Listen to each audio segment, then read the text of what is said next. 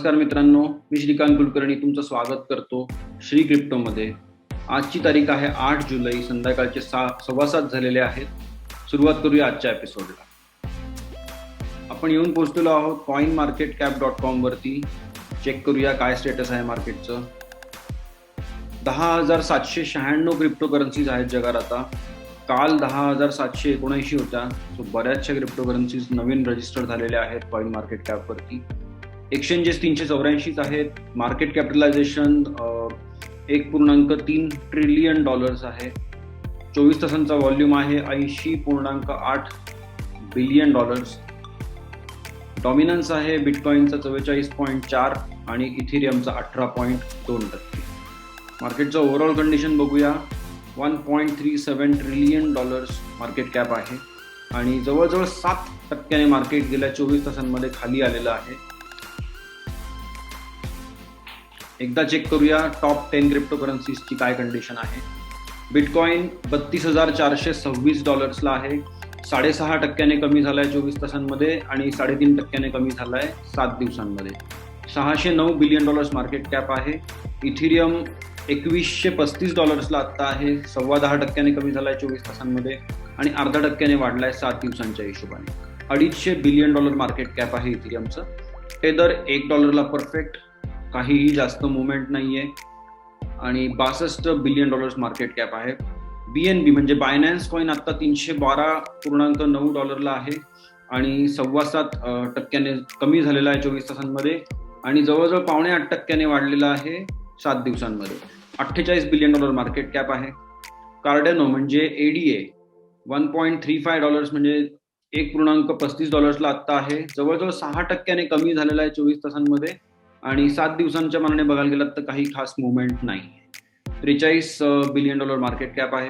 Ripple बघायला गेलो तर आता 61 सेंटला आत्ता आहे. 7.5% कमी झालाय 24 तासांमध्ये आणि 7.25% कमी झालाय 7 दिवसांच्या मानाने. $28 बिलियन मार्केट कॅप आहे. डोज कॉइन बघायला गेलो तर आता लिटरली 20 सेंटला आलेला आहे. 11% जवळजवळ 11.25% कमी झालाय 24 तासांमध्ये आणि 17.25% कमी झालाय. रादर 17% कमी झालेला आहे 7 दिवसांच्या मानाने. $27 बिलियन मार्केट कॅप आहे. USDC म्हणजे USD कॉइन जो आहे तो ऑफकोर्स $1 आहे. $25.8 बिलियन मार्केट कॅप आहे. पोलकाडॉट बघायला गेलो तर $15.25 आहे आणि जवळजवळ 10.5% कमी झाला 24 तासांमध्ये आणि 0.5% कमी झालेला आहे 7 दिवसांमध्ये. $14.5 बिलियन मार्केट कॅप आहे. युनिस्वॅप जर बघितला तर $20.25 आत्ता आहे. 12.25% कमी झालेला आहे 24 तासांमध्ये आणि 10.5% वाढला आहे 7 दिवसांच्या हिशोबाने. जवळजवळ $12 बिलियन मार्केट कॅप आहे. तर या झाल्या आपल्या टॉप 10 क्रिप्टोकरन्सीज बघून. आपण वळूया आता क्रिप्टोकरन्सी जगातल्या बातम्यांना.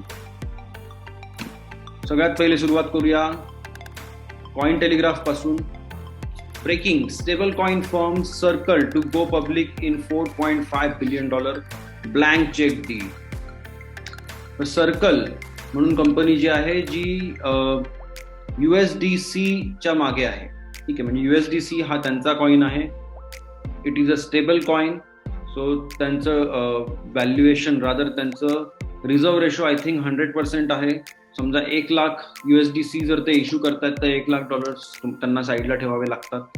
आता याच्याबद्दल आणखीन डिटेलमध्ये आपल्याला चेक करावं लागेल. पण आता सध्याची न्यूज एवढीच आहे की ते स्टॉक मार्केटवरती लिस्टिंगसाठी जात आहेत आणि $4.5 बिलियन ब्लँक चेक डील बद्दल त्यांचं बोलणं चालू आहे. Korean investigation finds $1.48 billion in illegal overseas crypto transactions. तर कोरियामध्ये काही इन्व्हेस्टिगेटर्सने जे इन्व्हेस्टिगेशन केलं त्याच्यामध्ये त्यांना हे सापडलंय की जवळजवळ $1.5 बिलियन ट्रान्झॅक्शन झालेले आहेत. कोरियातून बाहेर किंवा कोरियातून आत आलेले आहेत. तर त्यांच्या नियमांनुसार ते इलिगल आहेत असं त्यांचं म्हणणं आहे.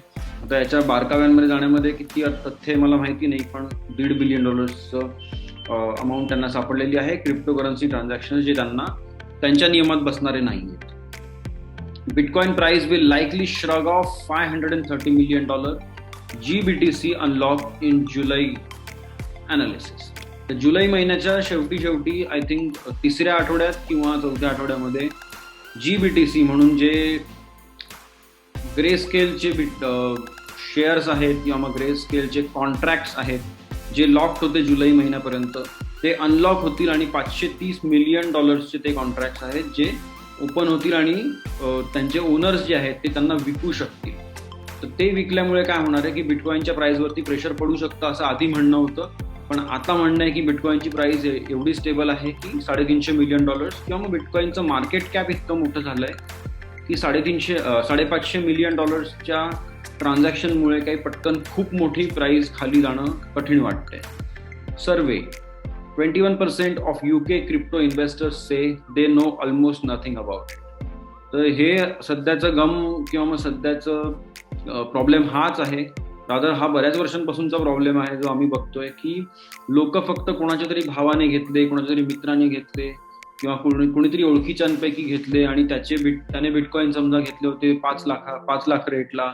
त्यांनी सांगितलं की अरे मी विकले 20 लाख रुपीजच्या रेटला वगैरे. तर त्याच्यामध्येच त्याच डिस्कशनमध्ये एक्साइट होऊन लोक कुठल्या तरी एक्सचेंजला अकाउंट उघडतात, कुठून तरी काहीतरी बँक ट्रान्सफर करतात आणि विकत घेतात.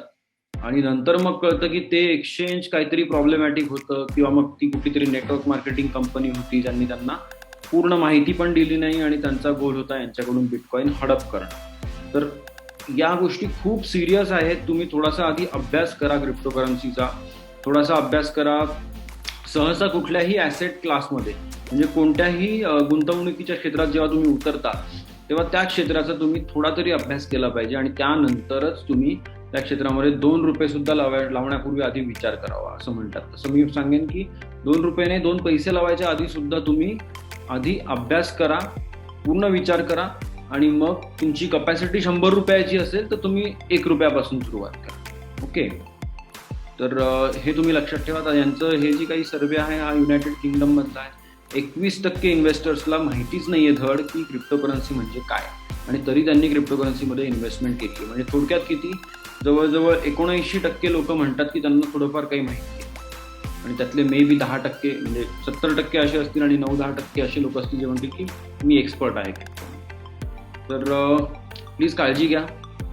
France and Singapore pilot cross border CBDC transactions. CBDC म्हणजे पुन्हा एकदा सांगतो central bank digital currency. Okay, तर सेंट्रल बँक डिजिटल करन्सी म्हणजे काय की अशी करन्सी की ज्यांच्या की थोडक्यात क्रिप्टोकरन्सीला कॉपी करायचा प्रयत्न आता सेंट्रल बँका करतायत आणि क्रिप्टोकरन्सीज या मायनेबल क्रिप्टोकरन्सीज किंवा कुठल्याही असतील तर त्यातल्या सहसा पब्लिक ब्लॉकचेन म्हणून या सिस्टीम्स असतात, प्रायव्हेट नसतात, परमिशनलेस असतात, परमिशन नसतात. पण आतापर्यंत आपण फायनान्शियल जगामध्ये जे काही बघत आलो ते सगळे परमिशन नेटवर्क्स आहेत आणि सगळे प्रायव्हेट नेटवर्क्स आहेत. म्हणजे आपण समजा XYZ बँकेत माझं अकाउंट आहे तर मी फक्त माझा बॅलन्स बघू शकतो. बरोबर, मी जरी असं म्हटलं की मला तुम्ही बँक अकाउंट होल्डरचं नाव नका सांगू, ऍड्रेस नका सांगू, काही नका सांगू, पण मला जर अशी लिस्ट बघायची असेल की कुठल्या ऍड्रेसला किती आहेत, म्हणजे कुठल्या अकाउंटमध्ये किती पैसे आहेत, तर तसं काही कुठेच जगात कुठल्याच बँकिंग सिस्टीममध्ये अवेलेबल नाहीये, कशातच अवेलेबल नाही. पण क्रिप्टोकरन्सीमध्ये हीच गोष्ट चांगली आहे की सगळे रेकॉर्ड्स पब्लिक असतात. तुम्ही चेक करू शकता कुठल्या ऍड्रेसमध्ये किती ट्रान्झॅक्शन झालेले आहेत, किती इनवर्ड आहेत, किती आउटवर्ड ट्रान्झॅक्शन्स होते आणि करंट बॅलन्स काय आहे वगैरे सगळं आपण चेक करू शकतो.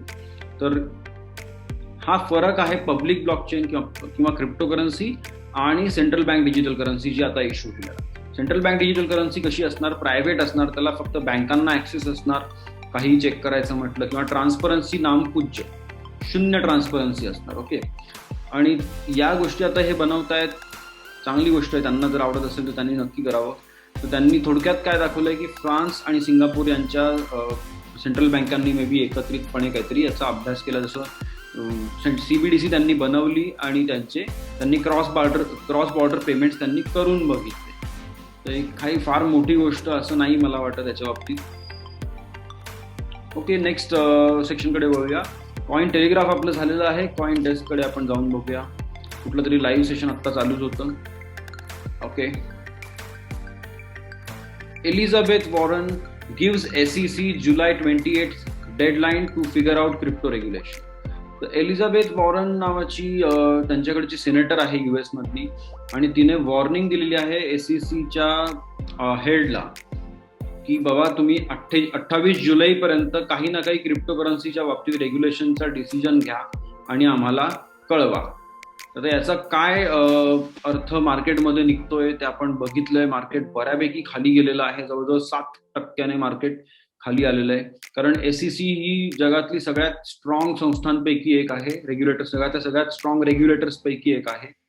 आणि SEC कडून जर समजा काही खूप स्ट्रिक्ट ऍक्शन्स घेतले, रूल्स निघाले क्रिप्टोच्या बाबतीत, तर त्याचा अर्थ असा होईल हळूहळू की बाकीचे जे कोणी आहेत, इंडियातले सेबी आहे किंवा दुसऱ्या देशांमधले आणखीन कुठल्या दुसऱ्या संस्था असतील तिथल्या मार्केट्सला रेग्युलेट करणार आहे, तर ते सुद्धा SECला फॉलो करून एखाद वेळी स्ट्रॉंग रेग्युलेशन आणू शकतात. आणि रेग्युलेशन म्हणजे शेवटी काय की नॉर्मल माणूस त्या मार्केटमध्ये उतरू नाही शकला पाहिजे, अशा प्रकारचे काहीतरी बॅरियर्स लावले जातात की बाबा फक्त सुपर स्ट्रॉंग माणसं ज्यांच्याकडे शेकडो हजारो करोड रुपये आहेत तेच फक्त एंट्री करू शकतात त्या मार्केटमध्ये. त्यालाच आपण हे म्हणतो ना रेग्युलेशन.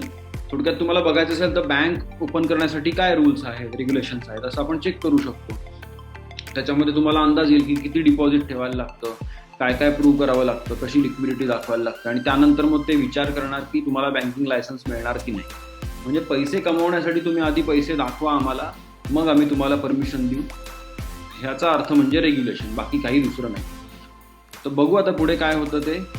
यांनी वॉर्निंग दिलेली आहे, तर म्हणजे थोडक्यात काय की ऑगस्ट महिन्यापर्यंत आपल्याला क्लिअर कट कळू शकतं. पण इतक्या पटापट डिसिजन्स होतात असं मी म्हणू शकत नाही, कारण या संस्था ज्या आहेत SEC वगैरे हे जायंट्स आहेत आणि यांना भरपूर वेळ लागतो छोटे मोठे डिसिजन घ्यायला सुद्धा. पण जर पटकन त्यांनी काही केलं तर चांगलीच गोष्ट आहे. लवकरात लवकर जेवढी क्लॅरिटी मिळेल आपल्या क्रिप्टो कम्युनिटीला तेवढं चांगलं आहे. बघू पुढे काय होतं ते.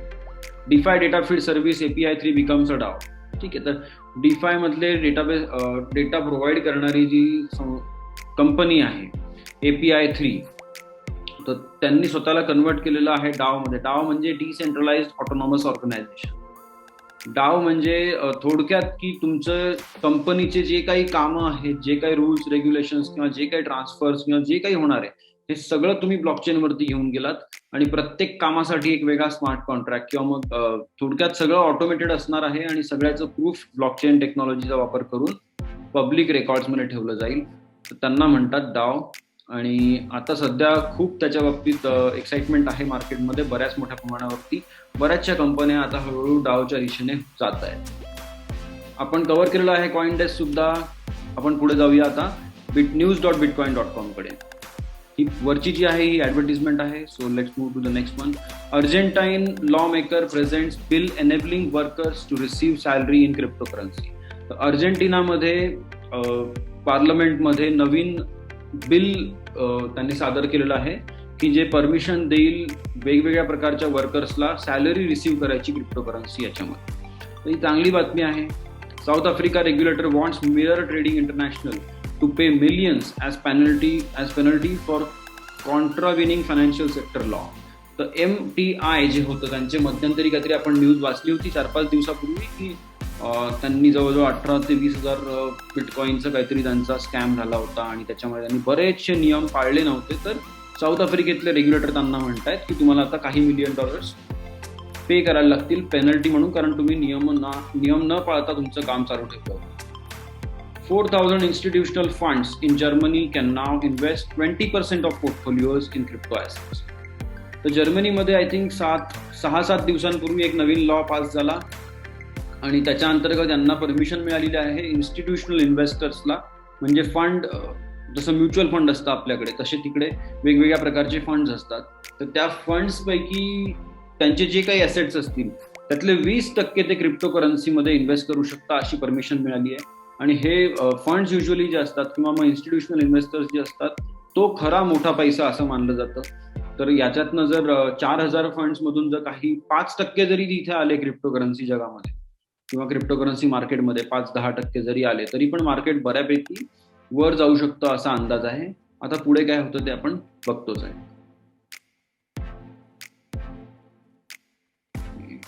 Anthony Hopkins new thriller Zero Contact to premiere on NFT platform. ही चांगली बातमी आहे, कारण NFT बेस्ड इकॉनॉमी येईल हळूहळू काही बाबतीत असं म्हणणं होतं सगळ्यांचं, आणि आता ते झालेलं आहे की नवीन मूव्ही एक रिलीज होतो अँथनी हॉपकिन्सचा आणि तो NFT प्लॅटफॉर्मवरती रिलीज होतोय. थोडक्यात आपण एंटरटेनमेंटमध्ये सुद्धा क्रिप्टोकरन्सी आणि ब्लॉकचेन टेक्नॉलॉजीकडे चाललोय. Russia drafting law on confiscation of crypto assets ही बातमी काल आपण कव्हर केली होती. Crypto wallet recovery service Keychain X can save your bitcoin. तर क्रिप्टो वॉलेट रिकव्हरी सर्व्हिस थोडक्यात काय आहे की जसं तुमचं म्हणजे बँकिंग मध्ये समजा आपलं कार्ड हरवलं किंवा डेबिट कार्ड हरवलं, क्रेडिट कार्ड हरवलं, तर आपण पटकन फोन करून ते ब्लॉक करू शकतो आणि नंतर बँकेकडे रिक्वेस्ट करू शकतो की मला नवीन कार्ड द्या, बरोबर. किंवा मग बँक अकाउंटचं जरी तुम्ही काही लॉग इन विसरलात किंवा मग अकाउंट नंबर विसरलात, चेकबुक हरवलं, अशा कुठल्याही गोष्टी झाल्या तरी तुम्हाला त्याचं सोल्युशन आहे. कारण शेवटी एक सेंट्रलाइज्ड इन्स्टिट्यूशन आहे ज्याच्याकडे तुम्ही जाऊन सांगू शकता की अरे माझा हा प्रॉब्लेम आहे, मला हा सॉल्व्ह करून द्या. आणि सगळा कंट्रोल त्या सेंट्रल ऑथॉरिटीकडे असल्यामुळे ते तुम्हाला सॉल्व्ह करून देऊ शकतात.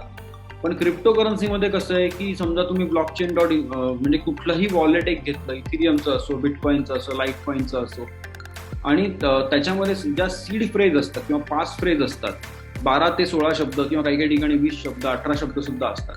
तर ते शब्द लिहून ठेवणं अतिशय महत्वाचं आहे. ते सुद्धा तुम्ही कुठे डिजिटल फॉर्ममध्ये न ठेवता, म्हणजे स्क्रीनशॉट घ्यायचा नाही, ईमेल करायचा नाही, व्हॉट्सअप करायचं नाही, मेसेज करायचा नाही, शुद्ध पद्धतशीरपणे कागद पेन घेऊन त्याच्यावरती ते शब्द लिहून काढायचे, स्पेलिंग चेक करायचं 4 वेळा आणि नंतरच तिथे कन्फर्म करायचं. त्यानंतर तुम्ही परत एकदा ते डिलीट करून परत इन्स्टॉल करायचं वॉलेट आणि हे जे शब्द तुमच्याकडे होते ते टाकून, म्हणजे बॅकअप फ्रेज टाकून पुन्हा एकदा वॉलेट इन्स्टॉल करून बघायचं की होत आहे का रिकवर. जर ते वॉलेट रिकवर होत असेल तरच त्या ऍड्रेसवरती काहीतरी क्रिप्टोकरन्सी पाठवायची. ओके, ही बेसिक प्रोसेस आहे. आणि त्या बॅकअप फ्रेजचे मे बी तुमचे जेवढे जवळचे लोक आहेत, आई असेल, वाईफ असेल, सख्खा भाऊ असेल, बाबा असतील किंवा मग सासू सासरे असतील, तुमच्यावर डिपेंड करतं तुम्ही कोणाकडे त्याचा एक बॅकअप देणार आहात. कमीत कमी 2 ते 3 बॅकअप टोटल पाहिजेत. बॅकअप फ्रेजचे 3 कॉपी पाहिजेत. एक तुमच्याकडे स्वतःकडे, एक मे बी तुम्ही कुठेतरी दुसरीकडे ठेवू शकता रिलेटिव्हकडे, आणि एक आणखीन एक कॉपी एखाद्या तिसऱ्या रिलेटिव्हकडे. असं करून तुम्ही ठेवलं, समजा तुमची कॉपी जळाली, हरवली, काही झालं, तुमच्याकडे दुसऱ्या म्हणजे वाईफकडे किंवा मम्मीकडे दिलेली असेल ती कॉपी तुम्हाला परत घेऊन तुमचं वॉलेट ऍक्सेस करता येईल. पण जर समजा हे तुम्ही काही केलेलं नव्हतं, बॅकअप फ्रेज लिहिलेली नव्हती आणि त्याच्यामध्ये तुम्ही समजा काहीतरी 5 बिटकॉइन 2 बिटकॉइन तुम्ही 5 वर्षांपूर्वी टाकले होते आणि फोन त्यानंतर 2 वेळा बदलला गेला, लॅपटॉप बदलला गेला आणि आता तुम्हाला आठवलं अचानक अरे माझ्याकडे त्या काळी एवढे बिटकॉइन होते, आता ते वॉलेट कसं रिकवर करू, तर ते अशक्य गोष्ट आहे कारण तुम्ही त्याचा बॅकअपच लिहून ठेवलेला नाही. सो बॅकअप लिहून ठेवणं ही अत्यंत महत्त्वाची गोष्ट आहे. बॅकअप फ्रेज किंवा सीड फ्रेज त्याला जे म्हणतात, ते शब्द तुम्ही नीट पद्धतशीरपणे फिजिकल फॉर्ममध्ये लिहून ठेवलेच पाहिजेत. त्याचा डिजिटल जगाशी कधीच संबंध नाही आला पाहिजे. ओके, ही गोष्ट लक्षात ठेवा. काय करायचं, वॉलेट इन्स्टॉल करायचं, बॅकअप फ्रेज किंवा सीड फ्रेज लिहून घ्यायची शांतपणे, कुठेही स्क्रीनशॉट काढायचा नाही. नंतर वॉलेट ॲक्टिवेट झालं, सगळं झालं की वॉलेट डिलीट करून टाकायचं, परत इन्स्टॉल करायचं आणि रिकवर थ्रू सीड फ्रेज किंवा असा ऑप्शन असेल याच अर्थाचा काहीतरी, तो घ्यायचा आणि तुमच्याकडची सीड फ्रेज टाकून तो वॉलेट रिकवर करायचा. जर वॉलेट रिकवर झालं तर वेल अँड गुड, अदरवाईज नाहीच वापरायचं. ठीक आहे, वॉलेट रिकवर झालं तर तो ॲड्रेस घ्यायचा आणि मग एक्सचेंजमधून किंवा दुसरीकडून कुठून तुम्ही विकत घेतलेत तिथून त्या वॉलेटच्या ॲड्रेसवरती पाठवायचं. तोपर्यंत त्या वॉलेटच्या ॲड्रेसला काहीही पाठवायचं नाही, ते वॉलेट वापरायचं नाही तोपर्यंत. ओके, ही काळजी घ्या. आणि बॅकअप फ्रेजचे 2 ते 3 कॉपी छान बनवून नीट ठेवा. किंवा तुम्ही असंही करू शकता की 18 शब्द आहेत समजा, तर 6 शब्द तुमच्याकडे, 6 शब्द वाईफकडे, 6 शब्द आईकडे, किंवा असंच काहीतरी एक डिस्ट्रीब्युशन मेकॅनिझम ठेवून तुम्ही काहीतरी आणखीन सिक्युरिटी याच्यामध्ये निर्माण करू शकता. अशा भरपूर आयडियाज आहेत. आपण रेग्युलर बेसिसवरती या थोड्या आपल्या एपिसोड्समधून कव्हर करत राहूया. तर आता पूर्णविराम देता कॉइन मार्केट कॅपला जाऊन एकदा रिफ्रेश करूया.